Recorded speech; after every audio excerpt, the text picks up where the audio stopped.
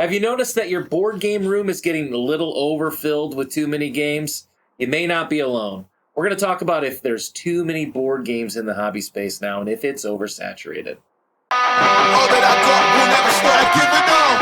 Straight to the top, will never stop giving on. All that I have, I let it be. Cause nobody's better than me. What do you see? Give it on.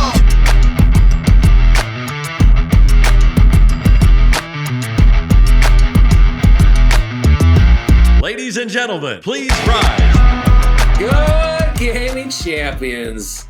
The boys are back. It's been a little while, but we are finally back together. And today we're coming to you from the dungeon room of Voss Media Board Game Cafe because we got kicked out of our normal space because there's too many board games up for resale. And that's kind of what jump-started a lot of the conversation that we wanted to talk about. Before we get into that, guys, it's good to be back together with you, especially you. Look, boy, your boy has been doing some stuff and the good stuff and taking care of like the right things in life, but you know I haven't taken care of my board game habit, so I need to come back. It's been a long time, and Dion, it's nice to see you in person again. Oh yeah, I'm here. I've always been here. I'm always here. You are always here. Always here. Well, we're excited to get back together. We've been having to do a lot of online stuff, as you guys have noticed. Yeah. But today we're here to talk about kind of something that the conversation sparked because right now in your store, and obviously by the time this is done, this is a long past event that happened.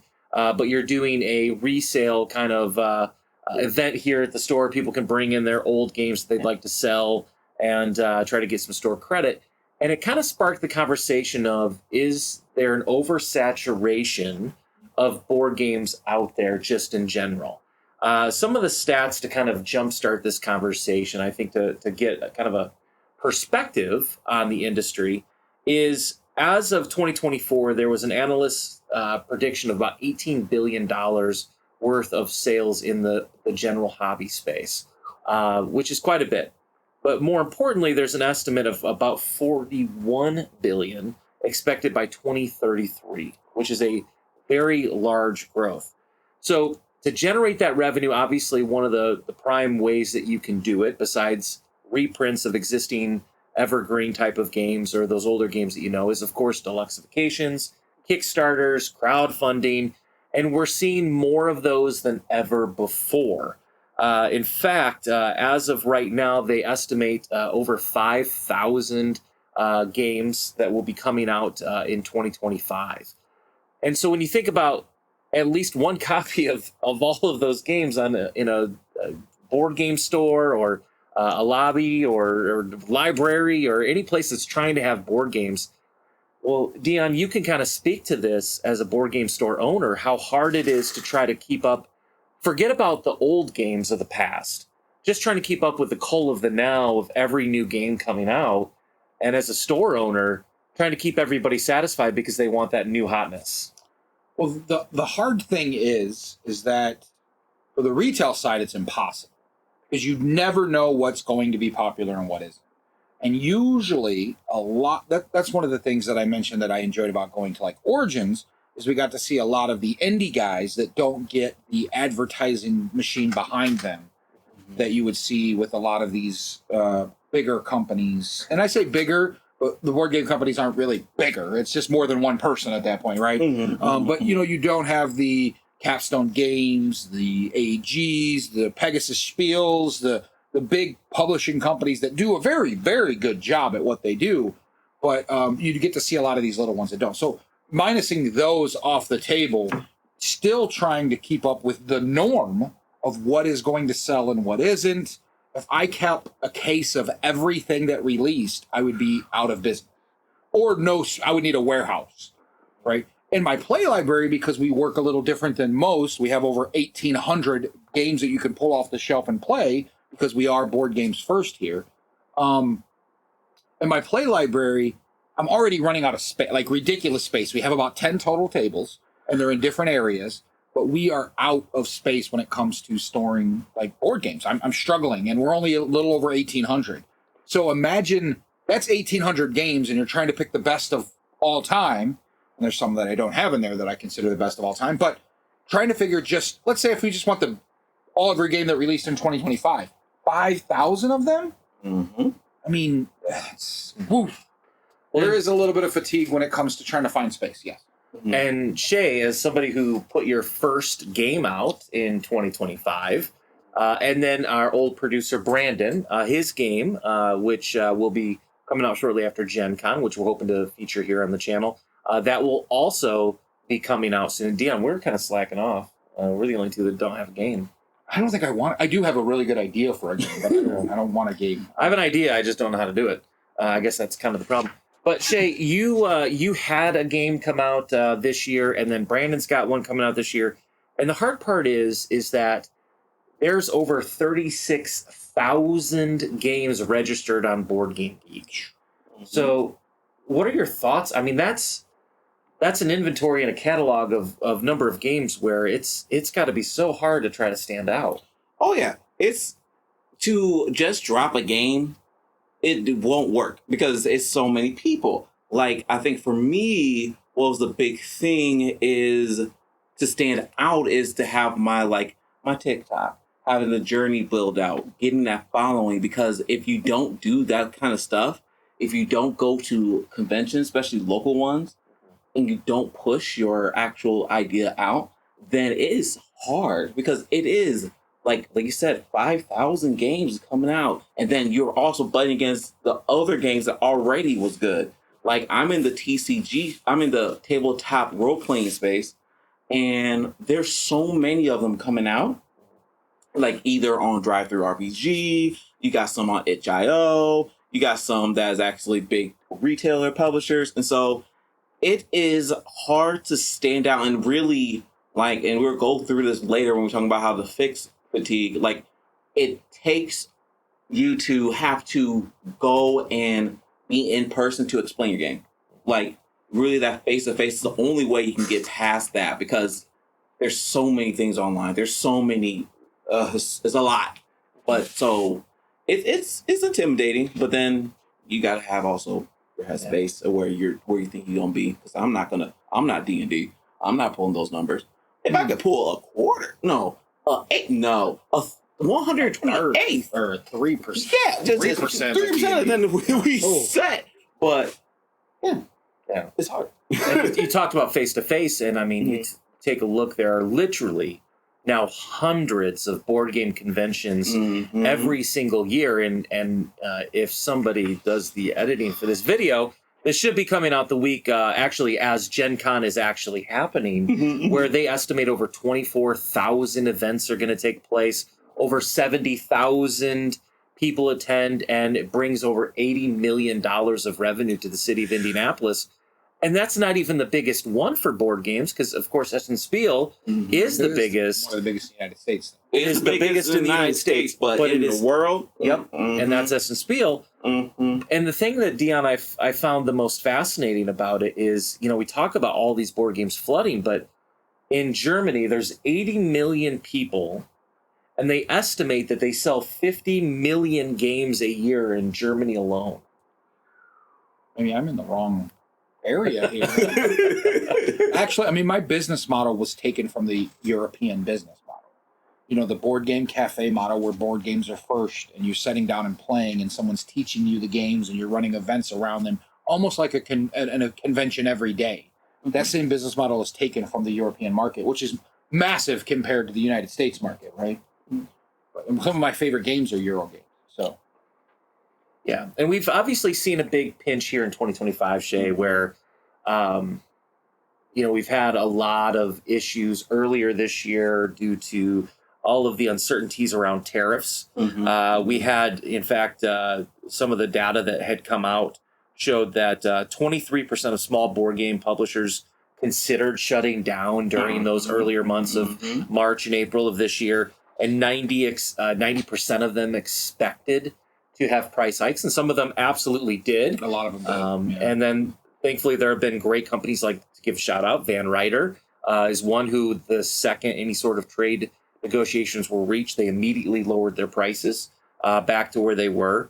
But at the end of the day, Eagle Griffin, yeah. Yeah, they were running sales when everybody else was hiking prices. And, that gets back into 2/3 of board game companies have said they will start to print fewer copies of games. And so you did a lot more self-publishing, but did that make any sort of difference for you in how many copies you publish, or was it just to the print to the demand? What changed for me was, even though I knew that I was going to do an RPG, a book, I knew I really couldn't, like my next game I'm working on is going to be another RPG, because with those price hikes, I know a lot of people are making card games. A lot of people are staying away from those big, like Kickstarter will be Kickstarter, whatever. But or crowdfunding period. But a lot of people are starting to make like easy to make games because of that hike and because of where a lot of the pieces are coming from overseas, and it's just not anywhere viable. And so like that's sounds like you watch somebody's TikTok talking about that, or a video from Origins. Right. But but yeah. So it's your channel. You should have watched the video. I did watch it. Okay. I'm talking about. Can I bring it back? Golly, I come back. I'm proud of you. Anyway, so see, I forgot what I was talking about. Go ahead. Yeah. Just lost my. So kind of again, Dion, back to what started a lot of this is you're doing this resale event, and this kind of leads into the oversaturation of just the market, because Board Game Geek, the estimates from last year was that there was over 3,000 games for sale just on Board Game Geek. And obviously that's not taking into account Board Game Geek's Facebook page, the Board Game Facebook page for reselling and trading, eBay, and a magnitude of other areas. Because there's not really necessarily a great spot anymore in the board game space to list your games to try to sell them. So it seems to me what I'm seeing is companies are noticing they're printing all these games. There's more games than ever hitting the shelf. There's more games than ever sitting on the shelf for longer periods of time. There's more people than ever buying crowdfunding, which is also putting people to say, hey, I am never even going to open this game. In fact, in your room there with all these games people have brought in, there's a surprisingly large number of games that have cellophane still on them that have never even been opened. And I can't help but feel like that's a growing trend of people chasing the FOMO. They don't want to miss out on that Kickstarter. They buy it, they get it, and then they don't really want it 2 years later when they actually get the game. And now they're just trying to get as much back as they can.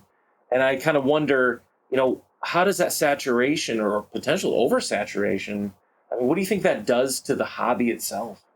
Well, it does a couple things. One of the things is the reason why people run out and buy the games is because once a couple years pass, it's hard to get your hands on unless it's sold X amount of copies. It becomes an evergreen that is going to be restocked, right?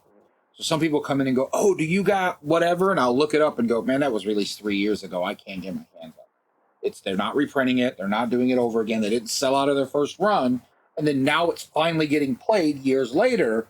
And people are like, this is a great game. And you're like, until maybe another studio picks it up and reprints it, which happens quite often. And a lot of times when they reprint it, are they going to change the rules? Are they going to, that kind of thing. But that's a whole nother video. So that changes because of the market's done that way. You almost feel like you have to run out and buy that game and then keep it on the shelf, but it's there when it's ready for you to play. I would say that more and more of my customers, what do they call it? Shelf of opportunities? Yes. Opportunities, yes. Not shelf of shames, but definitely shelf of opportunities. We don't call it that. Are growing faster than the ability to sit down and play. But life is, as we get older adults, we have adult money, but we don't have adult time. We got adult time. We don't have kid time. Well, that's the problem. We have adult time, so we don't have time. We don't have the time because we have adult, and so that's one of the problems. So you juggle every other form of entertainment. Recently, I posted something on my personal page about the measurement of entertainment and like what's it cost to go out and see a movie versus buying a board game versus buying a video game. Where do you ever sit down and just figure out the cost of entertainment of what you get return in the investment of that entertainment piece? And board games are still a pretty good investment, even with the slight price hikes that you've seen. They're still a pretty good investment, around $60 or $70 to get multiple hours if you buy the right one. But just to kind of circle back around, me as a store set this up. I've been doing this 6 months after I open. I set this thing up because I know as a board game purchaser and buyer and a heavy duty in the industry that I will buy a game, play it once, and go, "This is crap," and I throw it on my shelf and I never play it again. So if I've got an opportunity to grab that, take it into a store like this every 6 months and do what we call a swap meet, let everybody from the community purchase it, give me credit to then buy a new game that I've had my eye on, would benefit me in growing this. So it's a little different. Why I run this is not really about board game fatigue. It's more about getting the community, the old stuff out and the new stuff in kind of thing. Or even I get to walk through something like I have to stay away from the back. I won't go back there for like until this event is almost over because I go, "Ooh, I want that one. Oh, I need that. Oh, and I don't need." There's out of 1,800 board games on my shelf, I've probably normally played 100 of them if I'm lucky, right? And then the other ones I get one time at the table with, and I never come back around to. So I think that's the sad part about the board game fatigue is that you never get the opportunity to really enjoy the board games. But I can tell you last year I was nowhere near as excited as I am this year about board games. Last year, I think I had board game fatigue. You know, it was like everything's releasing and it's like, yeah, see, now I don't care. Yeah, that's old. I don't, not a big deal to me. Where this year I'm like, ooh, that's unique. That Galileo game, the Galactic Cruise, the, upcoming games from Eagle Griffin that I won't talk about because I always talk about, you guys know what I'm talking about. There's some games on my shelf, like the Mind one, the Uncharted, was it Uncharted Minds or whatever it is out there? Unconscious Minds. Yeah. I've been pointing at that one, like I'm really close to getting my hands and just going, you know what, I'm opening it, I want to play it. So those types of games that I'm really excited about that are still rather new, but aren't new. My problem is because of the Kickstarter and so many games releasing, I play a game this year that might have released middle of last year. I just got it at my table or in front of me. So to me, it's a brand new game, right? So that's the struggle I have of keeping up as a board game player and a business person with that, right? And I'm like, oh, that's rather new. And it's well, actually, it was on Kickstarter, released last year. It's just coming new to retail this year. So it's not a this year game, it's a last year game. And I'm like, I'm so excited because I'm getting it now, And so those are a lot of the problems I run because it isn't like a movie release. Everybody knows Superman came out X date, this July, and this is when it came out, and everybody can go see it. And then they know when it's going to release to Netflix or wherever else it goes to from there. It's not like that with board games. Board games don't have a direct release everywhere across the board. They get dribbled out here. They get dribbled out over there. You've got tons of YouTube channels that get you excited. I've been getting calls from customers all the time, and even on our Discord about, hey, do you have Vantage, for instance? And I'm like, it doesn't even come out for like a month, a month and a half. They're releasing it at Gen Con, and I've been getting calls for the last 2 months about it because everybody online's talking about it. And that's great. That's great to get the hype, and that's great to get it moved. But in reality, there's so many other better games right now. Why always having to look ahead to the next best thing? And I think that's a lot of push of the fatigue. Right there. Yeah, I think that's what it is. Is a lot of times we are getting, well, not we, I mean, I can say Us, myself. as board gamers? As board gamers, we love a new game. We love, I love opening a game. I love unboxing a game, like punching them out. So I'm always looking for that new high. And, it really, that's what creates the fatigue because then I'm like punching out a game and then I'm going to, case in point, talked about being right earlier, but the Dark Quarter just came out. I just bought it. I'm so excited. Well, that came out like 2 years ago. Yeah, and that came out like exactly on Kickstarter. We just got it in retail not that long ago, and then I bought it. But the point is, like, now I have it. I have it unboxed, and now like I want to play it. But sometimes you can't find somebody to play it, so now you're waiting for it to play, and then by the time the game actually get played, there's another thing that's out that's like, oh my God, I want this one. And then you go through that growing cycle. So it's that chase of the new that has really, that makes this fatigue happen. And that's at least how I look at it. Yeah. It's the chase of trying to get the fresh new thing because XX YouTuber said, this game is going to be hot in 2025. And, and it's lovely and it's good to know it. And I love to know new games. But there's so many. So we're not playing the game. Well, Matt, even as like an avid Kickstarter buyer, you're known for getting these big Kickstarters in the mail and just putting them on your shelf.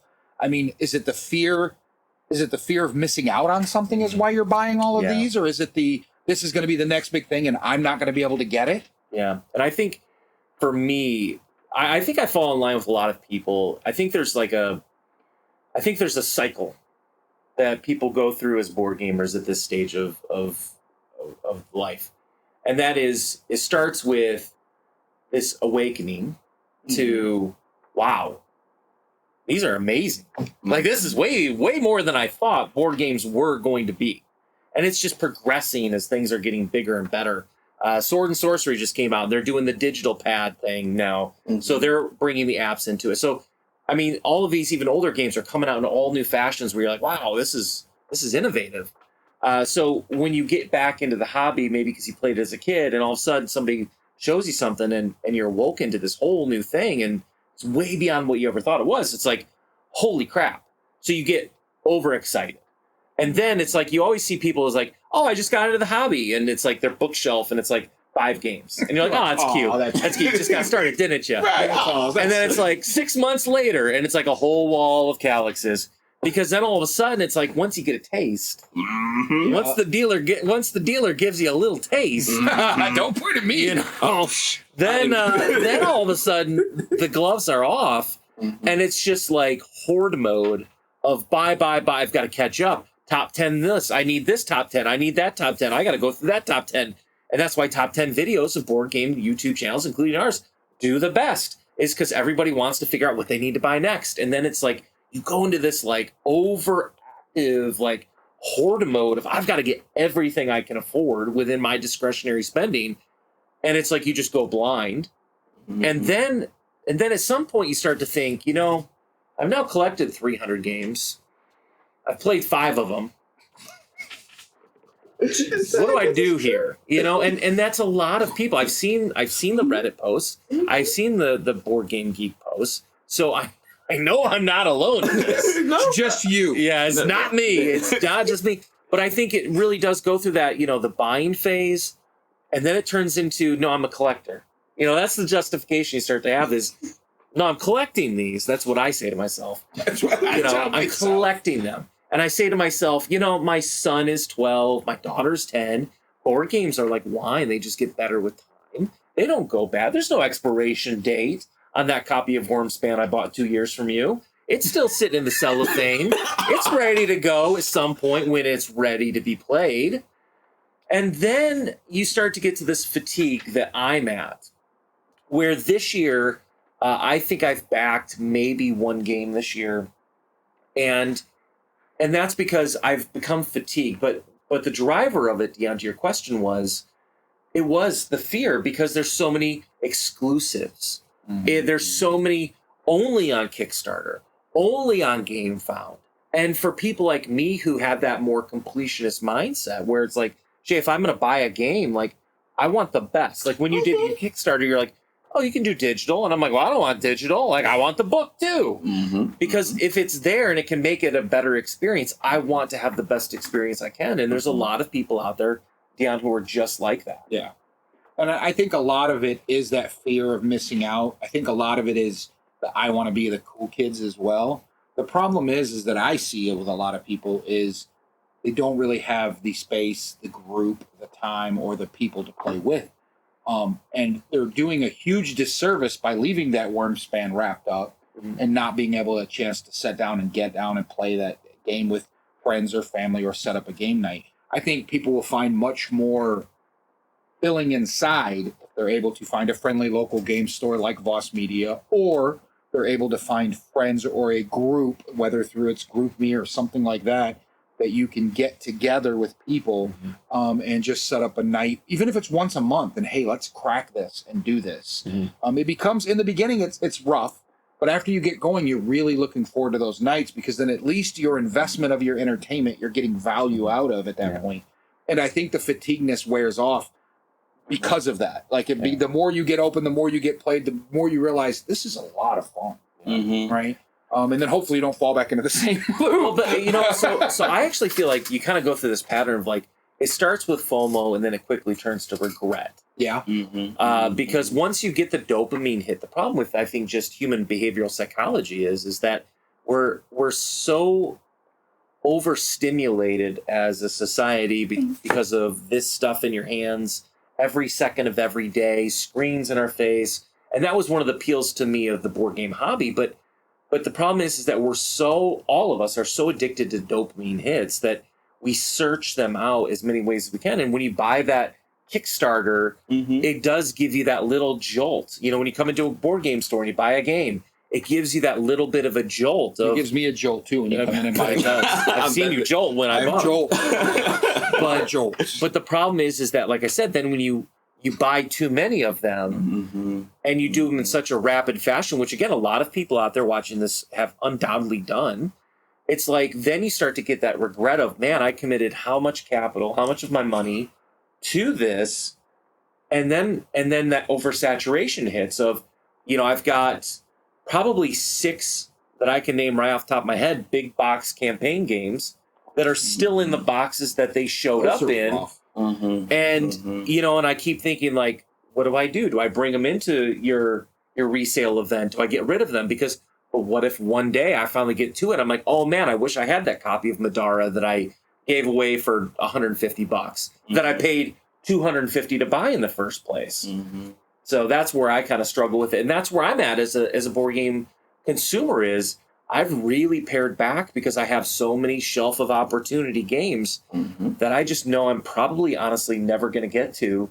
And then I have regret, I have frustration. And then I know if I want to get rid of it, I've got to put it on things like your event here, where it's going to be on there with 150, 200 other games, and maybe somebody will pick it up. But I'm going to lose probably 50, 60% on what I paid for it. Yeah, a lot of the resell on those games, some of them are really skyrocket though. Like some of them, people, it was hot, and so they want it, so they go out and pay the resale value to get it. You know, eBay and those places that you can get it off of, or the Facebook Marketplace, whatever.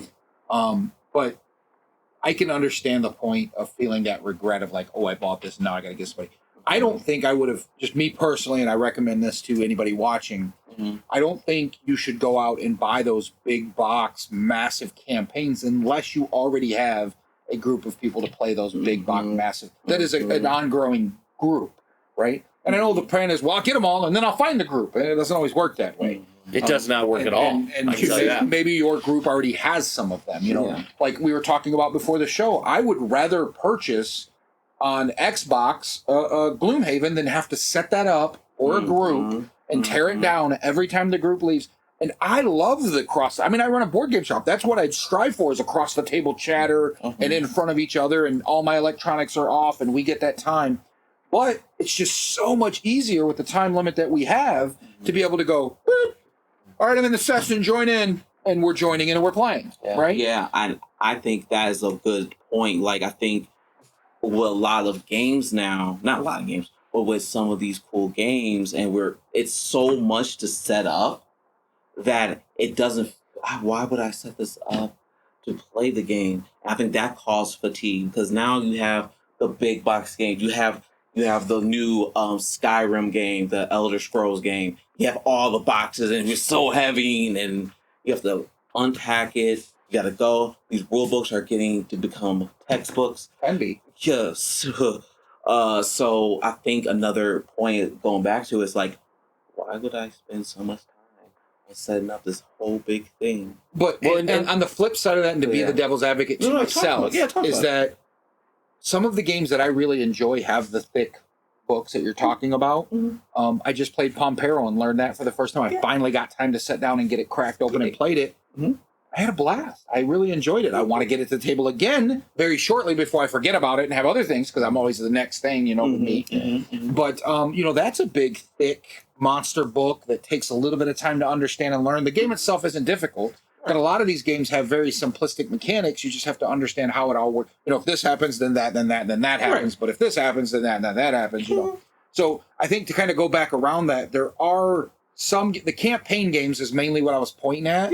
a little less than some other games because, like I said, I'm that gamer. So I'm the gamer that actually likes to have that thick book report or watch a video on it. The irony to me, though, Dion, we've talked about this, is so the board game that I have played the most of this year is Sunderfolk, which is a board game on a video game.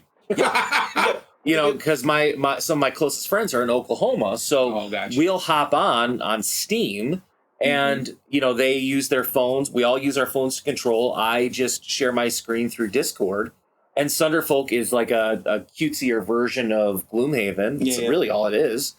But we probably have like 25, 30 hours into that game. But guess what? When we play, I start Steam, I start the program, I share my screen on Discord. Setup is complete. Oh, it's done. Okay, time to go, guys. Okay, turn computer off. And then you have like games like Ascendancy, which you just got. We got at Origins, and you said, I mean, how long did that take you just to set up? Forget about playing or tearing down. I mean, that's set up, and I came in an hour and a half ahead of time just to set the game up, because there's so many different trays, and you've got to set up the trays individually. Unboxing the game took probably another hour just figuring out what goes where. So, I mean, it's a 2 hour. We have like a sticker system on our system, like reds, anything over 30. This needs like two reds. There are 3 red stickers on it because it takes that long just to say, okay, we're ready to play. Luckily, they have like a jump in right away mode, but they don't talk about everything. So if you've watched videos before, you go, wait, I think this is supposed to happen. So you're spending a lot of book time. But Ascendancy is a great example of a game I was super excited about 2 or 3 months ago. So happy I got my hands on. And then after I set it up and played it, I go, I'll probably never get played again because I don't want to spend the time or the payoff. It just wasn't there. You know? So here's the last question I'll kind of ask you guys on this topic. So kind of taking a lot of the data that we've talked about in this video. So we are seeing record numbers of board games being created. So it shows that there is a demand for new games, but we're also seeing stats that show that most board game companies are going to be printing less of each game. So do you think that artificially will create more secondary market for these games? Because if they don't print as much, you know, and again, supply demand economy 101, you know, some of these games will be harder to get. And there have been a lot of games like my Isosphere Guard is a great one. Another one of the many big box campaigns I have. I'm going to say, like, hey, if you don't buy it right now, like, you may never get it. So in theory, it does create a little bit of FOMO secondary value, right? Yes and no. I think a lot of it is if you don't play it, you don't even know it exists, right? Like, I mean, other than hearing talking heads like we're doing now, other than hearing them on YouTube tell you this game is great, or you've watched it played somewhere, you don't really know what you're missing. And there's so many other games on the market. You can literally, if you're just getting into the industry, you could literally blind walk your way through board gaming. And we did a small box unboxing today. And we played a bunch of the card games that was just sitting in the back that I haven't had a chance to open up and really try. And there was a couple I was like, this is a lot of fun. And I'm finding myself where I was anti anything small box card games. I was like, he's coming around. He's coming around. To where I was like, there's a few that, you know, I'm excited to take home and play with my kids. I can get my wife to sit down and play it. Those are games that I'm going to get out and get popping quick. And I don't even, and I completely missed a lot of what was released, right, on those games. But there's even more of those, like we've been discussing, because of the phone. So I think the expanded number is due to a lot of, they're getting, you know, the little card games, 8 million of those are being printed, you know, and how different is it's like, yeah, that's trick taking, and I didn't even like the way that trick was. Or like, oh, this is kind of unique, but whatever. You know, they've done it better in this and done it better in that. That's a lot of problems. You could blindfold your way through, and if you don't sit down and play, like, and I hate to keep going back to my store, but one of the policies that we have is to try it before you buy it. You get a chance to pay the $5 for the day, try the game. If you're like, I like this, great, go over and buy it. It's over on my retail side. And that's something that I highly recommend board game stores focus more on, because there's so many out there. Show them a game, sit down and play Flip 7 with them, and they go, oh, this is great, it's the best game ever. Okay, then I'll go buy it. instead of just taking the word of everybody saying Flip 7's great, because it might not be good for you. Right. And the experience is what is going to really sell it. And experiencing the game and having, like, yeah, we got here and I'm happy we have it, but having a place like that to be able to, like, try out a game, I think that's one of the ways fatigue kind of settles down, because you actually can play it and then maybe it's not your type of game. And some of my top 5 games of all time are experiences that I have at the table. And the games aren't the most amazing games ever made, but it's the experience I have every time I crack it open. And a lot of it's the people I'm playing with. A lot of it's the experience I have at that moment. It's talking about it weeks later, like, oh, remember when we destroyed that entire area, like, oh, yeah. And that's the excitement that really creates in the board game industry. And so if you can create more experiences like that, I think you'll be able to weed through all this fatigue that everybody's seeing right now. But to answer your question, for the second market, yeah, I mean, it's gonna grow, because a lot, especially like you said, supply demand. Yeah. If you have less of something and it's actually good, then yeah, you're gonna have more secondary. But yeah, but that's not true. I agree, they're going to print less in the beginning, but if it sells out, they get a big hype, they're just going to reprint it. I mean, that's true. It isn't going to be like, oh, we're really wanting this game, and they're like, no, we refuse to sell it. Battlestar Galactica. That's different. They lost their IP. In fact, everybody cried for it so much they even went and get a different IP and recreated it. It's not the same. And I'm just saying, I agree. It's not the same. I agree. But no, great. Right now, they have a full Battlestar Galactica with all the expansions, $800 you can get on eBay. Isn't it crazy somebody can't entice Universal and say, look, guys, look at this. Like, come on now. Well, I mean, and they might down the road. Studios are not smart sometimes, because, for instance, Nemesis is Alien, and you know how much Nemesis made? I wouldn't want to pay the IP, honestly. And that's probably where you run. I mean, that's a whole nother thing. That's another video, yeah. Well, either way, I think that I think a lot of it does come down to personal as well, because it is a personal experience of, am I feeling the fatigue?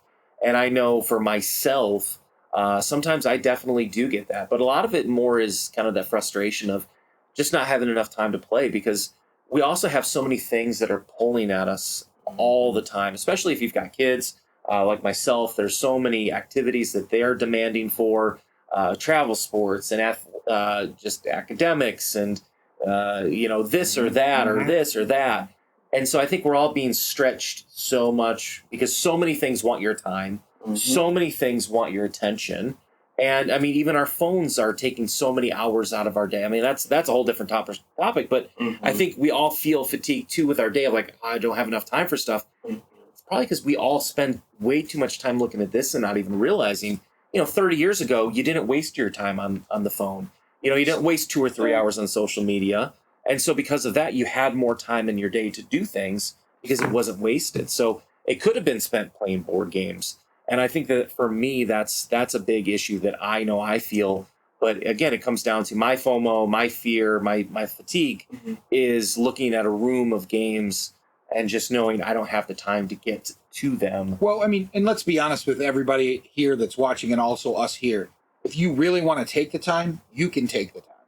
I fill up this store pretty often with 10 tables and 40 plus people because they take the time out of their day or week to make it a priority for them to play games. Now, I agree with everything else that goes on in life, but then you have to start figuring out what's the top priorities for you. Yeah. And if it's not board gaming, that's fine. But again, if you put together a group or you get on Facebook and find some people and you just, you plan once a month, once every other week, you can get through those fatigued games. Yeah. And not only that, but really find the love of board gaming back into it. Or, like, again, your friendly local game store. So that's my 2 cents on the topic. I think that if you want to have the time, you will find the time for something you want. I'm a big video game player. I find the time during my week to sit down and play, an hour or two of video games because that's my relaxing. That's my, and I choose that over opening a new game and playing it, which I could easily get to the table. So, those things are possible. It's just making it happen. One of the reasons why we started the channel, right, was to spend more time focusing on what we love. Yeah. Right. So. And I think that going off what you said, yeah, it takes like maybe you have to schedule out in advance to actually like Conan. I have a gaming group that I'm with. We meet every other Friday, and it has been life-changing for my board game FOMO because I'm like, hey, I bought this, we're playing. And Get ready. Do you need any games? I've got some. I got some. I got some for you, bud. Yeah, I definitely think I hear it, and I know that some places just don't have that community. And so I feel for you. That the way to really get through this FOMO is by setting up those times and make it like as serious, like make it as serious as you would do another appointment. Like actually have the set of block time of like, okay, we're going to play this, we're going to play this, or we're going to meet up then, we're going to meet up then. Because once you have more of those experiences playing games, I think the FOMO will go down because you're actually getting to enjoy or realizing it sucks, but getting to know about the game. So that's my take on it. So our take is, in order to be not fatigued in board games, play more board games. Yeah, that's what, and that's harder said than done, but that's So that's our thoughts with it, but we'd love to hear your thoughts. So make sure that you leave your opinions and thoughts in the comments below. Tell us what you think. Are you feeling fatigue? Are you feeling FOMO? How do you feel about the industry printing so many new games every year? How do you feel about your ability to keep up with all the new stuff? Or do you not care and you focus on the old stuff? Let us know below. Leave a like. And, of course, we'd be remiss. We're on our march to 1,000 subscribers. That's where we can finally become partners with YouTube. And it would mean the world if you're watching this and you made this far. Thank you for taking the time out of your day to watch it. But please hit that like, subscribe, leave a comment. Really makes a difference for the visibility of the channel. It means the world to us. So with that said, you guys have a wonderful night. Remember, champions never stop. Good night, everybody.